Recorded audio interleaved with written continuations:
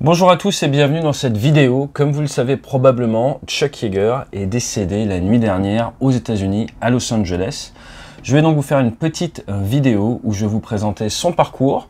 J'ai redécouvert beaucoup de choses en creusant sa biographie, qui il était d'un point de vue aéronautique, une véritable légende. Et ensuite, derrière, nous allons regarder pas mal de ses citations qui mérite vraiment à être connu. C'était vraiment quelqu'un d'exceptionnel et je vous propose dès à présent d'attaquer sa biographie de manière chronologique. Allez, c'est parti, action.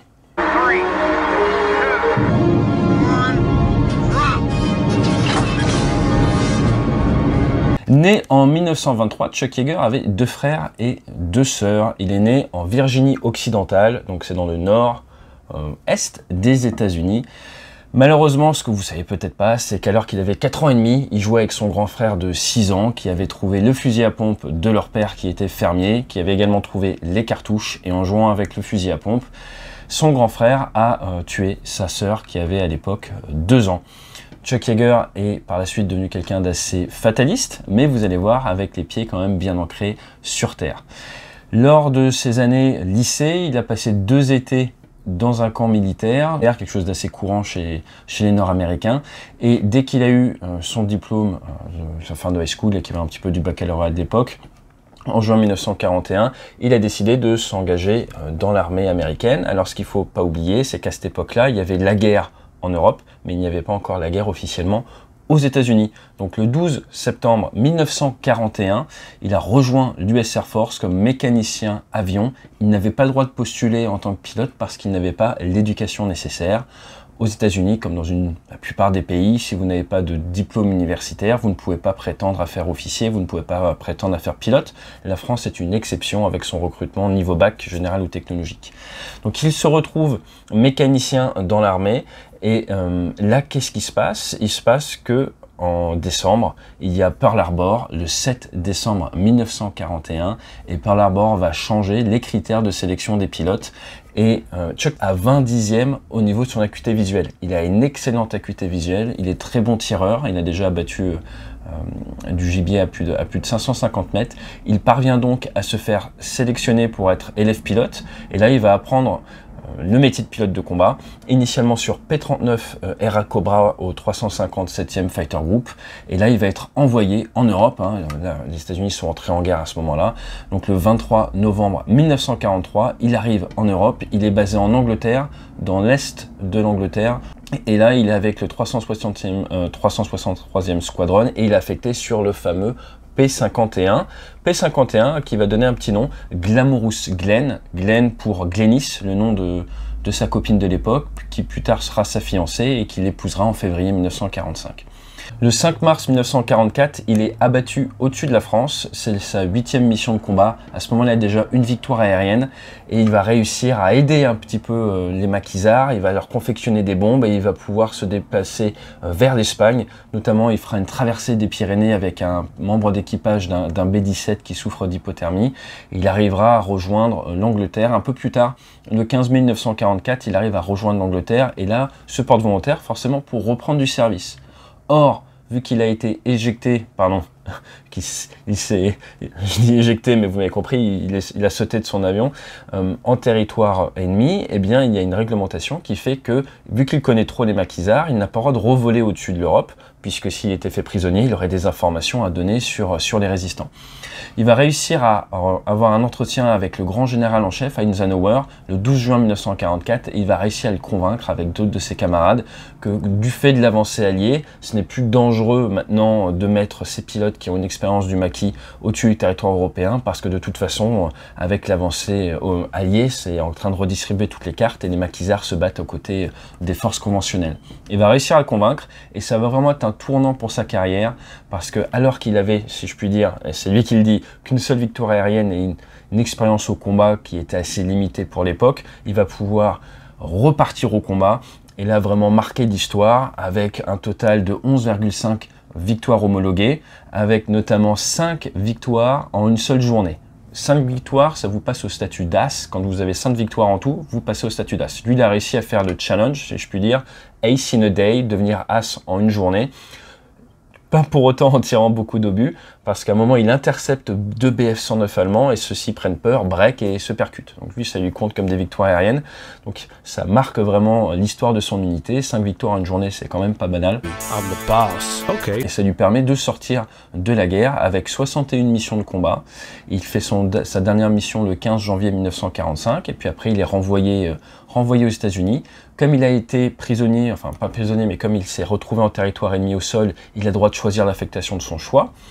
Sa femme, à ce moment-là, est enceinte, donc il décide de se mettre près de leur village natal, tout ça, et il décide derrière de faire pilote d'essai. Il fait pilote d'essai parce qu'il a l'expérience aéronautique suffisante, mais également parce qu'il a l'expérience de mécanicien, ayant commencé comme mécanicien avion, et cette spécialité l'ayant suivi un petit peu pendant toute sa carrière, il a souvent été officier ou responsable de la mécanique dans ses unités, donc il a une très bonne compréhension de la mécanique du vol, de toutes ces choses-là, ce qui en fait un excellent candidat pour être pilote d'essai.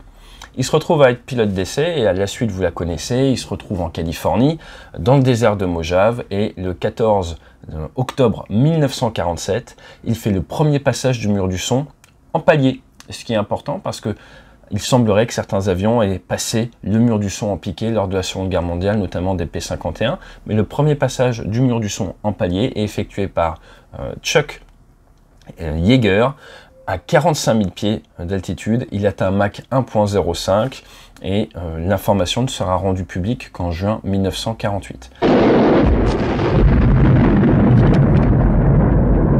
What's that sound? Derrière, il a une carrière de pilote d'essai assez exceptionnelle. Il a notamment volé sur un MiG-15 que les États-Unis avaient récupéré suite à une désertion d'un pilote. Il a notamment atteint Mach 2.44 à 80 000 pieds d'altitude en 1953 avec le X-1A. Derrière, il perd le contrôle et il perd 51 000 pieds en l'espace d'une minute. C'est vraiment que des histoires incroyables. Mais sa carrière ne s'arrête pas au niveau de la carrière de pilote d'essai. Derrière, il a repris ce qu'on appelle des tours opérationnels, et là, il a pris des commandements d'unités, donc par exemple du F-86 Sabre, avec un passage en Allemagne, sur la base de Han, à Toul, en Rosière, en France également, mais également en Californie, puis en Espagne. Donc là, il commande des unités de combat ou de chasseurs bombardiers, et ça ne s'arrête pas là non plus. Il prend le commandement de l'école des pilotes d'essai de l'US Air Force dans les années 60, et là derrière il retourne au combat, et oui, il retourne en combat. En 66, il part basé dans les Philippines, il va participer au Vietnam à bord de B-57, donc c'est cet avion-là, voilà, qui est pas très connu, qui mériterait peut-être d'être plus connu, et il va faire 414 heures au combat et plus de 127 missions. Donc il repart une deuxième fois comme ça au combat. Et derrière, en 1968, il est à ce moment-là affecté sur le fameux F-4 Phantom.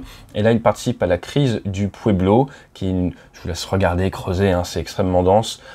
C'est une crise avec la Corée, avec une prise d'un bateau. Et derrière, il y a eu pas mal d'événements. Et donc lui, il était au cœur de tout ça en tant que commandant d'unité sur F-4. Donc vous voyez, une carrière extrêmement riche, il n'est pas que pilote d'essai, contrairement à ce qu'on peut croire, et derrière, en 69, il passe général, et là, ça ne s'arrête pas. De 71 à 73, il est affecté au Pakistan, et là, il se passe une histoire assez incroyable. Son avion, qui est un petit avion léger, un Beechcraft, sur la base d'Islamabad, est bombardé par un raid indien, et il paraît que ça l'a vraiment mis hors de lui, et qu'il voulait des représailles américaines contre les Indiens, suite à la destruction de son avion dans les années 70. Ce raid de bombardement au Pakistan, si on peut dire, vient clôturer un petit peu sa carrière militaire. Il a passé 33 années d'actif, comme on dit, 33 années dans l'US Air Force en service actif. Il a connu une multitude de champs de bataille différents, de la Seconde Guerre mondiale à tout ce qui s'est passé en Asie derrière. Il passe derrière un petit peu devant la caméra avec le film que vous connaissez sûrement tous et que j'étudierai dans les prochaines semaines, l'étoffe des héros. Et je ne sais pas si vous le saviez, n'hésitez pas à me le dire dans les commentaires. On le voit apparaître dans l'étoffe des héros qui vient donc retracer un petit peu toute la conquête spatiale et le passage du mur du son lors de cette période assez excitante d'un point de vue aéronautique. Et il est dans le bar en tant que serveur. Donc je vous mets les images. Voilà, vous l'aviez peut-être vu, peut-être pas vu, mais il est à l'intérieur de son propre film. À noter néanmoins, l'acteur qui l'incarne dans ce film est également décédé il y a quelques années. Il reste néanmoins actif, il est notamment consultant dans pas mal de branches. En 1986, il participe à l'enquête sur l'explosion de la navette Challenger. Et dans les années 80-90, il établit encore de multiples records, notamment pour le fabricant Piper. Et il a pris un Piper un petit peu modifié et il a emmené ce bimoteur au niveau 350, donc il a la titre de croisière d'un avion ligne en 16 minutes seulement. Donc voilà, il n'a jamais vraiment arrêté de faire des records. Ce qu'on peut dire également, c'est qu'il a repassé le mur du son le 14 octobre 1997 pour les 50 ans de son premier passage du mur du son en palier. Il est monté à bord d'un F-15D et a repassé le mur du son. Et 15 ans plus tard, à l'âge de 89 ans, il y a seulement quelques années, en 2012, eh bien, il a repassé encore une fois le mur du son. D'un point de vue vie privée, eh bien, il a eu 4 enfants. Sa femme, que l'on voit notamment dans l'étoffe des héros, elle est décédée d'un cancer en 1990. Il s'est remarié en 2003. Il y a eu pas mal de soucis avec ses enfants et sa nouvelle femme. Ça s'est fini un petit peu devant les tribunaux, malheureusement. Mais ce qu'on peut dire, c'est que il est décédé donc dans le nord de Los Angeles le 7 décembre 2020. Petit clin d'œil à l'histoire, si je puis dire, c'est 79 ans, jour pour jour, après l'attaque de Pearl Harbor qui a précipité l'entrée en guerre des États-Unis et qui a permis à Chuck Yeager de passer de mécanicien à pilote grâce au changement des critères de recrutement à cause de l'entrée en guerre. Ce que je vous propose maintenant, eh bien, ça va être de regarder un petit peu certaines de ces citations les plus connues et d'échanger un peu autour de ça pour rendre un dernier hommage à cette personne qui est vraiment plus qu'exceptionnelle, une véritable légende dans le monde aérien. Et je suis sûr qu'il va y avoir beaucoup de reportages sur sa vie avec des images assez exceptionnelles qui devraient sortir dans les prochains mois. Allez, c'est parti, on regarde tout ça. Everybody that I've ever seen that enjoyed the job was very good at it. Du bon sens paysan comme on dit, sans aucun point négatif dans l'aérien, c'est quelque chose de très important. Et voilà, donc toutes les personnes que j'ai vues qui appréciaient leur travail étaient très bonnes dans ce travail. Voilà, c'est très vrai.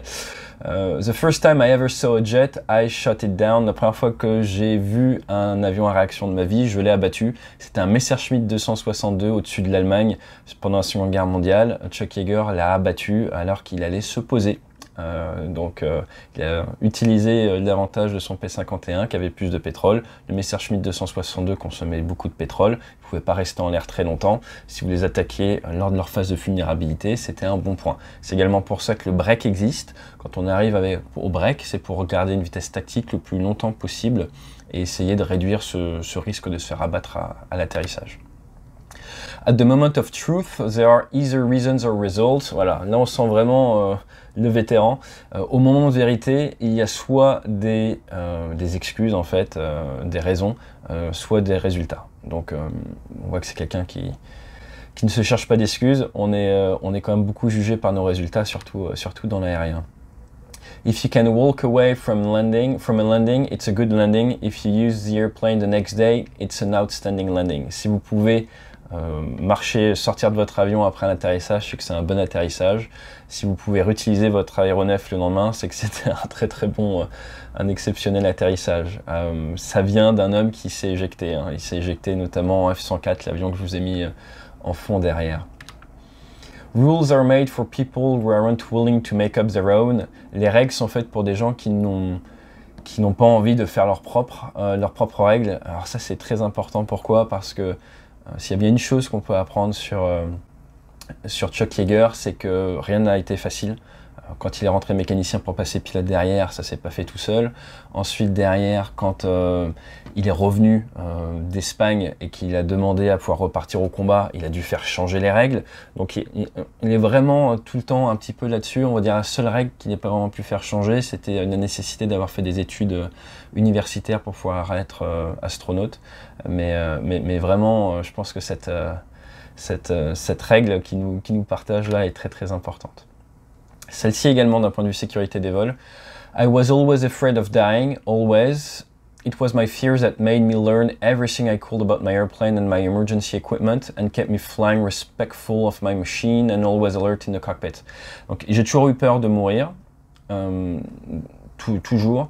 C'est ma peur qui a fait que j'ai toujours tout appris sur tout ce qui était disponible autour de mon avion, mes équipements de secours, et qui m'a fait piloter d'une manière respectueuse et attentive dans le cockpit. Donc ça c'est très important. Pourquoi? Parce que si vous ne respectez pas l'aérien, si vous ne faites pas attention, si vous n'avez pas conscience qu'il y a du danger, eh bien ça ne va pas vous pousser à être prêt pour faire face aux situations d'urgence. Donc ça, c'est si vous êtes pilote, ou même ça pique dans la voiture, ça pique dans la vie de tous les jours, c'est très très important. Et ça vient du meilleur des meilleurs, donc vous pouvez le prendre pour argent comptant. The secret of my success is that I always manage to live to fly another day. On est un petit peu dans la même logique. Le secret de son succès, c'est qu'il s'est toujours débrouillé, il a toujours réussi à s'arranger pour pouvoir voler un autre jour, donc rester en vie. Ça, c'est très très important. Just before you break through the sound barrier, the cockpit shakes the most. Ça c'est très bien dit. C'est juste avant de passer le mur du son que le cockpit secoue le plus. Je pense que ça s'applique dans toutes les choses dans la vie. Voilà, c'est pas facile. The best pilots fly more than the others. That's why they're the best. Ça c'est très vrai. Chuck Yeager défend vraiment un côté qui n'est pas, on ne n'est pas pilote, on le devient. Et comment est-ce qu'on devient un bon pilote? Avec l'expérience. Donc c'est quelqu'un qui a toujours dit que l'expérience est extrêmement importante. Plus vous volez, plus vous devenez bon à ce que vous faites. Et là c'est exactement ce qu'il dit. Et il y a vraiment un cercle vertueux. Rappelez-vous sa première citation. Si vous aimez ce que vous faites, vous allez aimer le faire et vous allez le faire encore plus. Donc c'est vraiment cette logique-là. Vous voyez, lui c'est quelqu'un qui a toujours énormément volé, qui apprécie ça. Et plus vous volez, plus vous gagnez l'expérience, meilleur vous êtes. Il n'y a vraiment pas de secret. There is no kind of ultimate goal to do something twice as good as anyone else can. It's just to do the job as best as you can. If it turns out good, fine. If it doesn't, that's the way it goes. Je vous disais qu'il y a un petit côté un peu fataliste. Lui, il dit qu'il n'y a pas de goal ultime. Il n'y a pas d'objectif ultime à essayer de faire les choses 2 fois mieux que les autres. Ce qui est important, c'est de faire des choses du mieux possible pour soi. Si ça tourne bien, tant mieux. Sinon, c'est comme ça. Donc il y a ce petit côté un peu fataliste, mais qui est très puissant et qui était très important, je pense, à cette époque chez les pilotes d'essai. Pourquoi? Parce que vous faisiez du mieux possible, et après, derrière, c'est un petit peu le destin et la vie qui choisit. Et il ne faut pas oublier que ce sont des gens qui ont beaucoup connu le combat, qui ont beaucoup connu d'accidents. Et il y a un moment, il faut accepter une certaine fatalité dans les accidents aériens et dans la guerre. Sinon, intellectuellement, c'est très difficile de faire ça au quotidien. If you want to grow old as a pilot, you've got to know when to push it and when to back off. Celle-là, j'ai voulu vous la mettre à la fin parce que je pense qu'elle est très très importante. Je vous renvoie vers la vidéo sur la fatigue que j'ai faite dimanche. Si vous voulez vieillir comme pilote, il faut savoir quand est-ce qu'en gros il faut pousser l'enveloppe et quand est-ce qu'il faut savoir prendre du recul et arrêter les frais, comme on dit. Donc ça, vous voyez, ça vient du meilleur pilote d'essai, je pense, de tous les temps. Voilà un petit peu les citations les plus impactantes que j'ai pu trouver ce matin. Je suis sûr qu'il y en a beaucoup d'autres. N'hésitez pas à les partager dans les commentaires. Ça fera un plaisir de les découvrir également. Et je pense que le meilleur moyen pour terminer cette vidéo, c'est comme ça.